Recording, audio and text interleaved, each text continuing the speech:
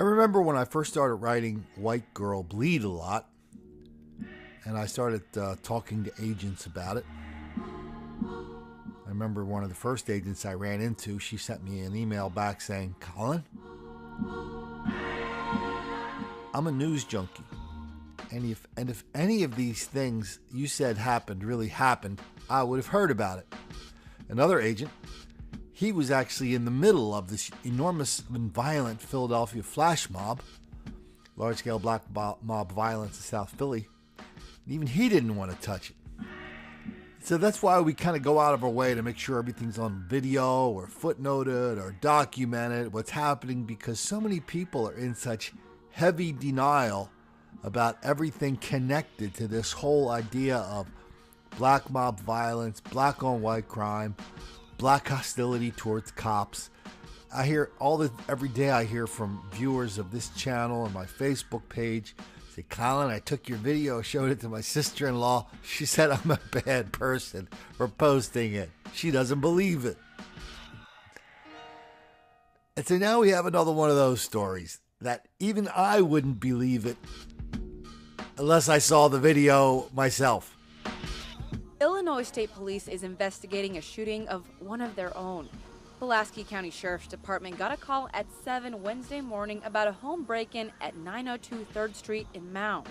When Mounds police showed up, the suspect and an officer exchanged gunfire. Then that officer was shot and the suspect ran away. He's been transported to an out-of-state hospital for medical treatment. The officer's condition is unknown and they're not releasing their name at this time. Police also had Oak Street and Sycamore blocked off about a half a mile from the break-in. We do have a couple persons of interest identified, and the investigation is ongoing at this point. We do not believe there's any further danger to the community. John Cherry lives nearby and says he woke up Something's wrong. Something's wrong. to a phone call about it this morning. People calling asking me did I know about the manhunt. That officer got shot. He says it's surprising because it's quiet here. Well, you think it's fireworks. You know, not like the big city. You think it's fireworks. Everything's peaceful. If you hear something unusual, everybody responds. Other people in the area say they've noticed a string of break-ins as recent as Tuesday. So if I told you there's a 16-year-old kid shot a cop a few months ago, and now he's out on bail, not even a bail, they had to release him because of some kind of, because the trial wasn't proceeding quickly enough, they had to let him out on low bail. And the caveat is he had to be home by 9 o'clock at night. This is a kid, a 16-year-old kid, who shot a cop during a burglary. If I said that, I mean, if somebody told me that, I would say, "Hey, do you mind sending me a link to that story? Because it sounds kind of preposterous."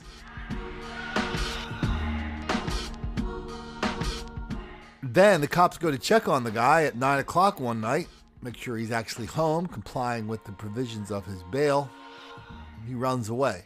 So now this cop shooter, the only reason he's not a cop killer is because he has bad aim.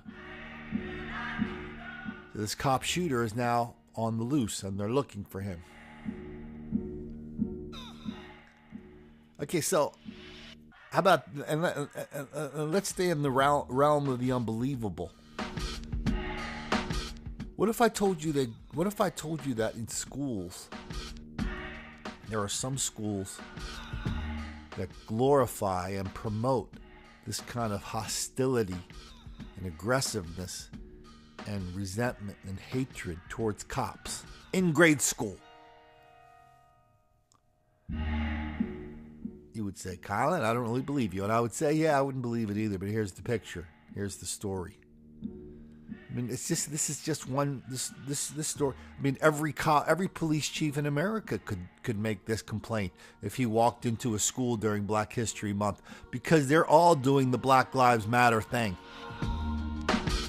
In Kentucky, a cop walked into his kid's schoolroom, and there's a picture in 1930 of a Klansman, a kid drawing, the Klansman holding a pistol to a kneeling black person. Then they'd kind of do a flash forward, and there's the picture of a cop holding a picture to a kneeling black person, drawing the equivalence between the cop and the Klan. That's being taught in our schools. all over the country. A parent posted the image because he believes that this encourages hostility toward police. Wave 2 News reporter Connie Leonard joining us with this story, and he wants this taken down, Connie. He told us he does, Shannon, but officials with Oldham County Schools don't agree. They say the teacher was simply trying to get students to discuss a tough topic, and they're not taking it down. They're probably at about 100.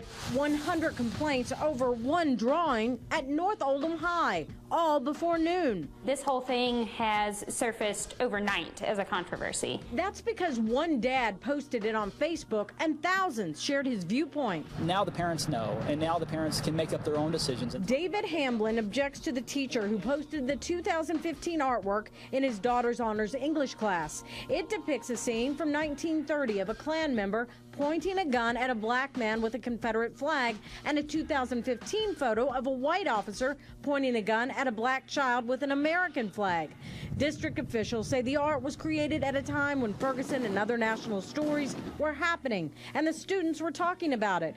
Hamblin, a law enforcement officer, says it's depicting an officer shooting Trayvon Martin, which never happened, as Martin was shot by George Zimmerman. He says it's propaganda that encourages cop haters. It is a recreation of an artwork that's called The Tale of Two Hoodies, which has subsequently been banned in public forums such as eBay. If they had a picture of that young man hanging on the wall of him and they wanted to have that discussion, I would have no problem with it at all. We are so appreciative of our local law enforcement and what they do for us every day. Tracy Green with Oldham County Schools says it's about students sharing their opinions and understanding others.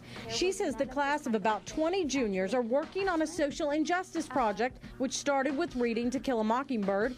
The teacher used student artwork from last year as an example of what those students were feeling. We believe as educators that we're here to prepare our students for the world outside the classroom. We asked a junior at another high school to look at the picture. Yes, it's harsh in a way, but I think it really just shows the views on this kind of topic. Sometimes we get caught up in narratives that don't make any sense, and this one doesn't make any sense.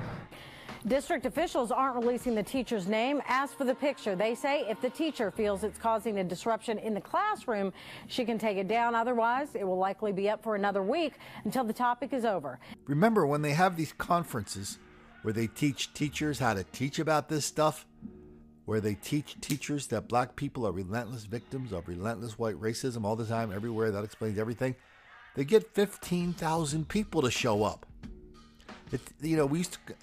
Some people call it critical race theory, the relentless white racism. It's not a theory anymore. It's an industry. And I'm just absolutely convinced people with children in school don't know. I mean, one of my buddies in California, in an affluent beach town in California, He was driving around with like his third grade daughter a few weeks ago. And his daughter started explaining to him how white people are always ripping off black musicians. That's what she learned in school. See, he called the school up and he talked to the teacher. He said, yeah, that's what he taught her.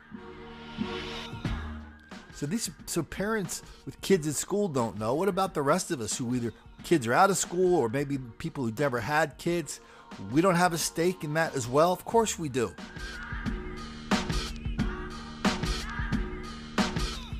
But nobody knows what's going on. That's why I want you to share these videos, like this channel, like this video, post it on your Facebook page or YouTube, pop it into the email. And I don't care if your sister-in-law wants to see it or not, send this to her with a note. Have you seen this?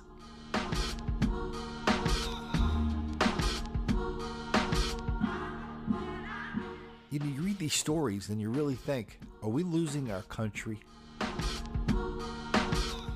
Where we are promoting things that are really bad. I mean, it's one thing for things to slip in and people go, oh yeah, are bad. It kind of got biased.